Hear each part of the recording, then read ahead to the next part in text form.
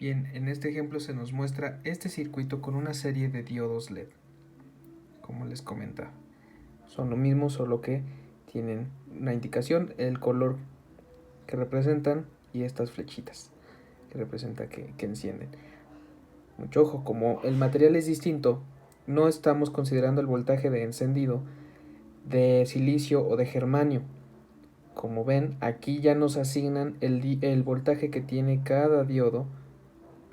Ok, cada diodo tiene su respectivo voltaje, con una resistencia de 100 ohms, una fuente de voltaje de 5 volts. Bien, primer paso, redibujar circuito. Ahorita no nos enfoquemos tanto en primera aproximación, sino redibujamos el circuito. Ok, que bueno, por primera aproximación, como recordarán, esta es la notación que usamos. Como todo sigue en el mismo sentido,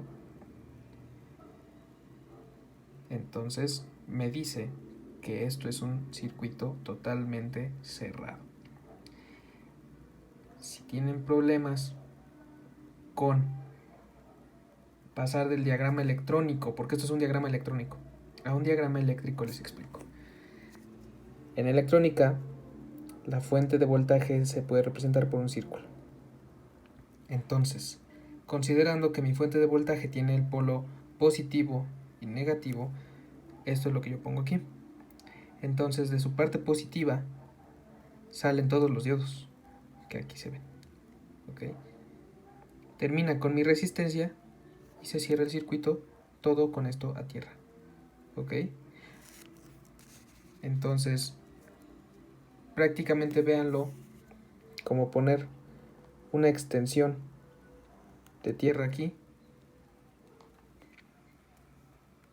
Y si se fijan, es prácticamente lo que tenemos aquí.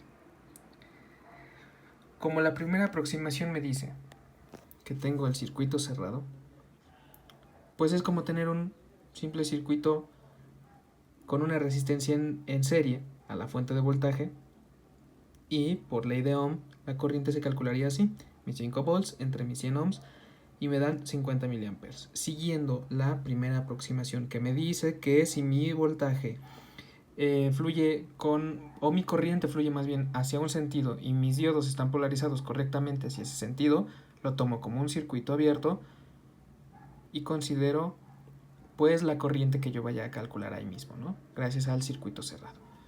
¿Qué pasaría si el diodo hubiera estado polarizado, digamos, en un sentido contrario?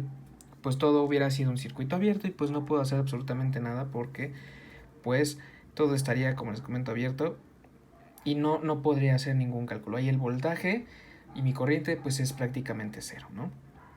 Esto me arrojó mi primera aproximación. ¿Qué pasa con la segunda? Okay. Por segunda aproximación volvemos a redibujar y fíjense ahora, gracias a la notación, consideramos la segunda aproximación como el voltaje que incluye internamente cada diodo. Entonces son los que me asignaron aquí los datos. Entonces lo voy indicando en el redibujo del circuito, que ojo, es prácticamente, si yo hubiera iniciado así, es prácticamente lo mismo, solo para que se aprecie que tengo el voltaje operando aquí. Ahorita van a observar cómo ya no es necesario poner las fuentes de voltaje, prácticamente con que nosotros sabemos que aquí cada diodo tiene su voltaje. Entonces esto es prácticamente lo mismo que esto, solo era para que se aprecie. Bien, como nosotros podemos observar, tenemos todos estos diodos como fuente de voltaje, bueno, por su voltaje interno, hacia un mismo sentido, están polarizadas como en serie.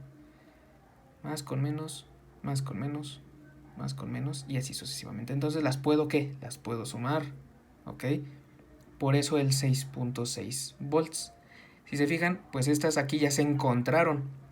Entonces, más bien aquí las podría haber restado, ¿ok?